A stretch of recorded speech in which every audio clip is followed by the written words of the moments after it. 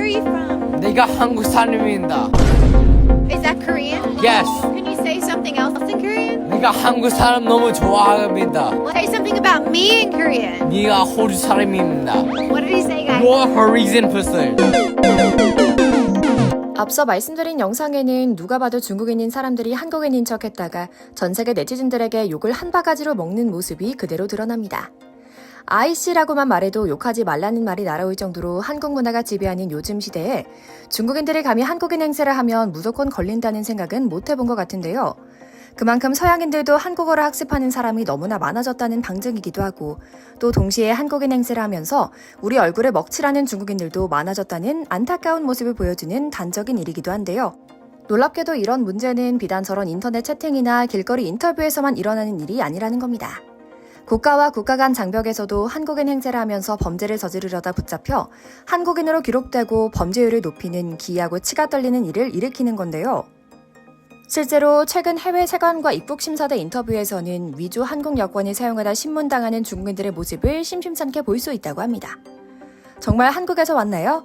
왜 한국인인 척 하려고 하는 거죠? 한국인이 한국어를 못한다고요? 당신이 가져온 수십 포루의 에세 담배가 정말 한국산이 맞나요? 에세는 제조사가 어딘가요? 담배 인삼공사를 모른다고요? 등의 질문을 받는 모습이 실시간으로 다큐멘터리로 남겨지기도 했는데요. 오늘은 중국인들이 전 세계에서 저지르고 다니는 사건 사고와 함께 사필 규정으로 전 세계, 특히 호주 공항에서 적발되고 있다는 특수한 조치들에 대한 이야기 이모저모를 전해드리려고 합니다. 잠시 저희 광화문 브리핑 채널 구독 설정도 부탁드리고요. 요즘 구라파를 중심으로 서양권 국가 공항의 입국심사대 직원들은 한국 여권을 내미는 방문자들에게 질문을 던진다고 합니다. 특히 독일, 프랑스와 영국에서는 한국인 행세를 하는 가짜 중국인을 적발하기 위해 이 질문들을 던진다고 하는데요. 한번 맞춰보시죠. 1번, 인순이의 직업은? 2번, 한라산은 어디에 있나요? 3번, 한국에서 안녕이란 말이 사용되지 않는 상황은? 4번, 빈칸에 들어갈 한국 대통령 이름을 쓰시오. 5번, 한국의 인기 있는 관광지 경주에 있는 사찰 이름은? 6번, 다음 중 한국에 있는 산이 아닌 것은? 7번, 화재나 긴급사고 시 거는 전화번호는? 8번, 한국에서 12월 마지막 날 제야의 종을 치는 장소는? 9번, 박찬호는 무슨 종목 운동선수인가? 10번, BTS 멤버와 헌트릭스 멤버 숫자를 합하면? 한국인이라면 누구나 알고 있는 기본 상식을 서유럽 선진국 공항에서는 한국인인 척하는 중국인들을 잡아내기 위해 사용하는 건데요. 유난히 한국 여권을 위조해 입국하는 중국인이 늘었고 불법 체류가 유럽 전역으로 확대돼서 국경 검문소를 중심으로 절차가 강화됐다는 건데요. 한국 위조 여권을 사용하는 중국인들은 동남아시아와 중국에서 불법 거래되는 한국 여권을 구입해 사진만 넣어 사용하는 경우가 많다고 하죠. 단돈 200불이면 진짜같이 보이는 한국 여권을 만들어준다는 시세까지 알려져 있죠. 같은 동양인이기 때문에 유럽인들의 눈을 속이기 쉬울 것이라는 점을 이용했다고 하는데요. 일단 한국 여권을 이용하면 입국 절차도 간소한 데다 현지 취업도 훨씬 쉽기 때문에 특히 중국인들이 한국 여권을 위조해서라도 갖고 싶어 한다고 하죠. 그런데 중국인들이 평소에는 한국에 대해 속국이라며 무시하고 흉보기 바쁘더니 외국 나가면서 왜 이렇게 한국인인 척 하고 싶은가 궁금하실 겁니다. 그리고 알려진 진실은 충격 그 자체였는데요. 전 세계에서 왕따 당하는 국가라는 내용은 알고 있었지만 이 정도일지는 몰랐죠. 실제로 최근 호주에서는 중국인들의 불법 행위가 판을 치고 있어 호주 사람들의 중국에 대한 인식은 역대 최악으로 치닫았다고도 하죠. 밀수, 짝퉁, 매춘 등 문제를 일으키면서 한국인 행세를 하는 사람들이 많아졌다고도 하고요. 하지만 사실 중국인들이 어떤 대우를 받고 살고 있는지는 여러분도 잘 알고 계실 겁니다. 전 세계에서 중국인들이 일으키는 사회 문제가 도를 넘으며 글로벌하게는 중국인들에 대해서는 무비자 입국을 막고 있는 것이 트렌드가 됐을 정도인데요. 미국은 원래부터 불가능했고 캐나다나 호주 등 이민이 비교적 자유롭고 중국인들이 많이 드나들던 서구권 국가에서도 국경을 닫았다고 하죠. 물론 그 틈을 인도인들이 채웠지만요. 어쨌든 중요한 것은 이렇게 중국의 문호를 닫는 일이 추세일 만큼 그동안 중국인들의 추태는 엄청났습니다. 남의 나라 군대 사진을 몰래 찍고 염탐하고 군사 기밀을 빼가는 일은 물론이고 삼성전자 공장에서 설계 도면을 훔치는 대담한 일까지 벌이고 있으니 당연한 일인데요.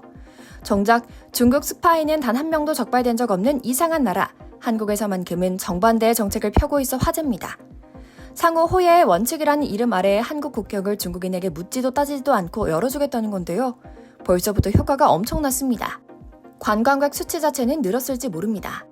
하지만 당장 핸드폰 어플 다운로드를 받기 위해 무료 앱 순위를 검색하면 한국 땅에 있음에도 수익권을 읽기도 어려운 중국어 어플이 가득한 걸 볼 수 있거든요. 정말 통탄할 일이죠. 그런데 이게 비단 우리나라만의 문제는 아니라고 합니다. 이처럼 전 세계적으로 중국인을 배척하는 분위기가 조성되고 중국인 신분으로 해외에 나가는 게 어려워지자 이들은 꼼수를 써서 한국 여권과 신분증을 위조해 다니기 시작한 겁니다. 그래서 최근 주말에 상하이로 놀러가는 MZ세대 한국인들의 여권을 훔치는 일까지 폭증했다고 하는데요. 정책이라는 게 이처럼 풍선 효과로 어디로 튈지 모른다는 게 무서운 일인가 싶습니다. 그래서인지 앞서 말씀드린 것처럼 중국인들은 전 세계적으로 환영받고 신분이 보장되는 한국인 행세를 하기 위해 갖은 꾀를 짜내는 데 인생을 바치고 있습니다. 그리고 어쩌다 느슨한 곳을 통과해 그 나라에 들어가기만 하면 각종 범죄로 얼룩진 생활을 한다고 하는데요. 이는 중국인의 민족성과 연관이 된다고 합니다. 중국인들은 남의 것을 뺏고 자신의 부를 채우는 것이 미덕이라는 믿음이 있다고 합니다. 자신과 가족을 먹여 살리기 위해 남에게 피해를 주는 것에 대해 어떤 죄책감도 없고 오히려 이를 권장하고 이해하는 분위기가 팽배하다고 하는데요. 그래서인지 이들이 저지르는 일을 살펴봐도 쇼킹함 그 자체입니다. 앞서 도입부에 소개해드린 것처럼 담배 인삼공사의 대표작 SL을 짝퉁 담배로 만들어 호주에서 수백 불어씩 팔던 일당이 잡힌 일화는 아주 유명한 일이죠. 한국인 행세를 하며 군사시설을 몰래 찍어 공안에 넘기는 일도 자행한다고 하는데요. 엄청난 스파이 훈련을 받지 않은 일반 유학생들도 이런 스파이 행위에 가담한다는 조건을 받고 출국한다는 소문도 돌고 있는 걸 보면 한두 명의 일탈이 아닌 건 확실한 상황이죠. 그런데 전 세계적으로는 이보다 훨씬 심각한 문제도 일어나고 있습니다. 최근 중국 전담 일진으로 유명할 정도로 중국인들과 중국의 만행을 콕 짚어 전 세계에 고발하는 호주 방송국 ABC 기자는 최근 한 뉴스 보도에서 이런 일화를 쭉 소개하다가 돌연 심각한 표정으로 말합니다. 이런 이유로 최근 서양 국가들에서는 더 이상 중국인을 환영하지 않을 뿐만 아니라 아시아인에게 중국인이냐? 라고 묻는 것이 예의가 아니라는 것을 학습해가는 것 같다라고요. 실제로 한국의 위상은 최근 서양 선진국에서 수십 년간 이어져 온 모습까지 한 큐에 싹 바꿔놓고 있습니다. 유럽이나 미국뿐만 아니라 동남아 등으로 여행을 해보신 분이라면 잘 아실 겁니다.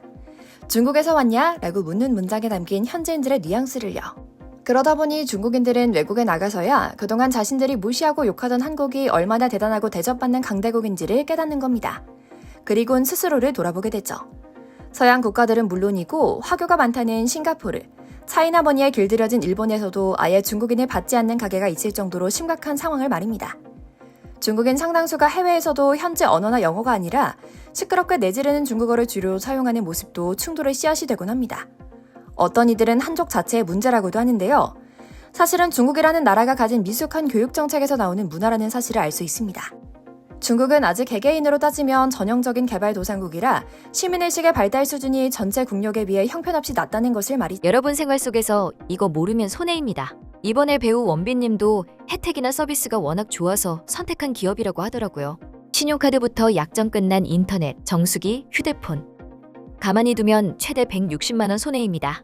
전화 한 통으로 아정당은 설치 당일 입금, 약정 끝나는 3년마다 바꾸기만 해도 꼬박꼬박 현금으로 받을 수 있습니다. 나라에서 정한 지원금이니 당연히 챙겨야 되는 돈이죠.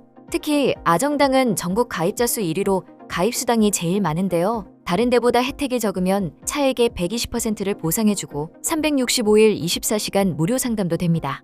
이사 청소도 유명한 홈서비스 전문기업 아정당.